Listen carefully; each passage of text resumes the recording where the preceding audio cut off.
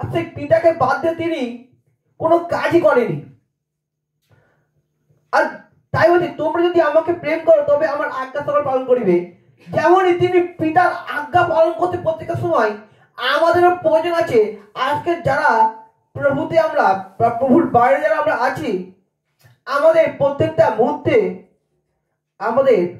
মুহূর্তে নিবেদন করার প্রয়োজন আছে। কার কাছে? যিশুর কাছে। কারণ যিশু পিতার কাছে নিবেদন করতো, সে সদা সর্বদা পিতাকে নিবেদন করতো।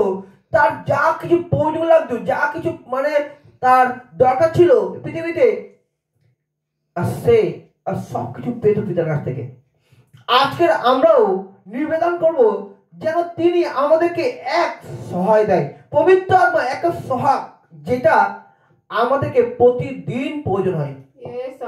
দিন প্রতিদিন তার আত্মা যদি আমরা চলি, তাহলে আমরা কেউ সুন্দর রাস্তা আমরা হাঁটতে পারবো না।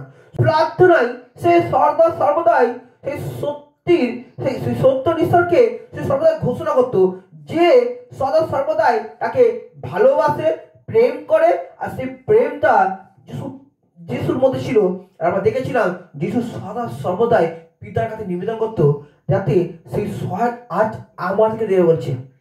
যে সহায় প্রভু যিশুর মধ্যে ছিল, সেই সহায় প্রভু যিশু বলছে, আমি যাব, যেটা আমার কাছ থেকে নিয়ে নেওয়া হয়েছে সেটা আমি নিবেদন করিব, যাতে তোমাদের মধ্যে পাঠিয়ে দেয়, যাতে তোমরা আরো সফল হতে পারো, আরো বুদ্ধিমান হতে পারো, আরো সুন্দর হতে পারো, আরো নতুন হতে পারো, যাতে সেই সহায়কটা আমি পাঠিয়ে দেবো, যাতে তোমাদের হয়ে সে সাক্ষ্য দেবে।